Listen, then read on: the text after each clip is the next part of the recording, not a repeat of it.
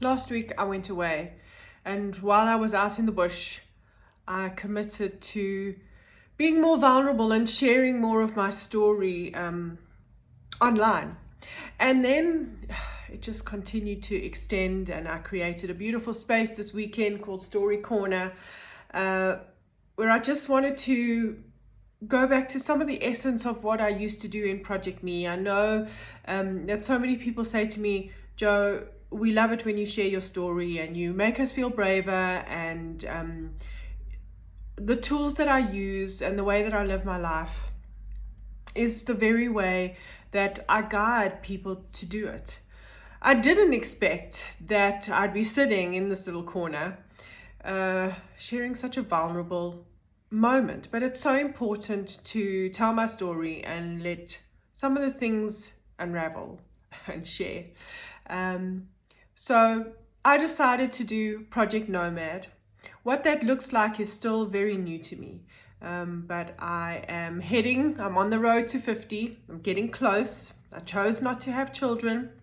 I've committed so beautifully to living with my sister and being a really supportive part in co-parenting teens. It has been amazing. I would never change it for anything. But now the question has come up for me, what do I do with the freedom that I chose to have? And traveling around the world and working as I travel, I'm grateful that for so long, from the get-go, even before COVID, I never wanted offices. I was using the hashtag office anywhere years ago, and COVID has changed the world, and I can do my clients from anywhere as long as I've got my laptop and an internet connection. I do my tarot readings, numerology. They've always been strong and impactful. The coaching has never not felt intimate and truly connected, just being online. So it's my opportunity to really do it. And the reason why I'm sharing the story is because I teach people that we get what we need and not what we think we want. And a lot of times I'm guiding people because something's happened that's been really unexpected. Sometimes there's tears, sometimes people are really afraid. You kind of want to throw your hands up in the air and go, why me? This wasn't a part of the plan. So this has just happened to me. One of the things that I've really wanted to do, I live in Johannesburg, I need to get around.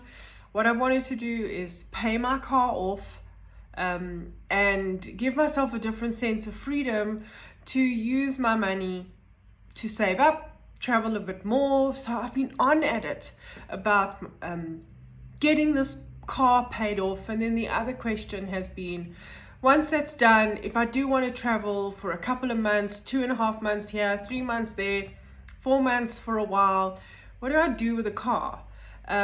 Do I need it? Don't I need it? It's been a question, but it hasn't been something that I have put a lot of attention into. I could only really start paying off the car when I get back actually from this trip that I'm doing from July to September. Very long story short is that we went away for this beautiful weekend where I decided to be so vulnerable and shift so many things, and we were out in a game reserve. The rain in South Africa has been crazy, and somewhere along the line my car got damaged. I bought a fancy car and the computer system is supposed to warn me before anything major happens, but it didn't. So on the way home, my car severely broke down. It was sent on a flatbed through to the dealership. Took 5 days for them to assess the car, and I got a quote that is astronomical. It is more expensive to fix my car than basically what my car is worth. So I braced myself to tell my sister, and then I needed to tell my business partner and started to share it with people. And I'm absolutely calm. And I've had such beautiful responses. Like a friend of mine said to me, how are you not lying on the floor in a puddle? And I could see my sister's absolute shock and horror when I let her know. And I said to her, I've said to everyone, I must have gotten what I truly want. It might not be what I've asked for, because I love my car. Actually, Greg said to me, why are you not more upset? You normally name your cars, and I have named my car. Her name is Capri. And I want to share with you that story because her name is very important. So Capri is short for Capricorn. And the reason why I named her that is because we all have, in astrology, we have nodes. So they're the nodes of the moon, the south node and the north node. And the nodes they give us an indication as to what emotional work we need to do. It's so helpful to understand the nodes. And my very nodes, the south node, what you emotionally need to leave behind, is in Capricorn. No, sorry, it's in Cancer, which is leaving behind the responsibility to family and the safety that you can create in whatever home is called, which I've done for a very long time. So I named her Capricorn. I named her Capri for short because I wanted to use her to travel around and go into the Capricorn side of things. And the Capricorn side of things is going out into the world and exploring and being brave and climbing the mountain, right? The Capricorn's the goat that wants to climb the mountain. So that's why I named her. So Greg's surprise that I was not as upset and as attached was also so beautiful. And the reason is because immediately as it happened, and I realized that I don't have the final result from the insurance. I was actually going to wait, and I decided, no, I'm not going to wait. I'm going to tell you the story while it's messy and before it's complete. And it is incomplete. I don't know what insurance is going to say. It was an accident. I hope it's covered. I don't know if they're going to write it off. I don't know if they're going to fix it. I don't have any of those answers.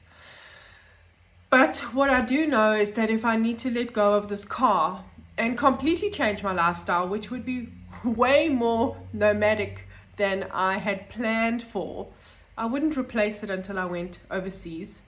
And I would need to adjust to getting around Joburg through Uber, maybe using my sister's car a little bit. I don't live far from the shop, so I would walk for the basic things that I need. That's my plan of what I'm going to do in Europe while I'm there anyway.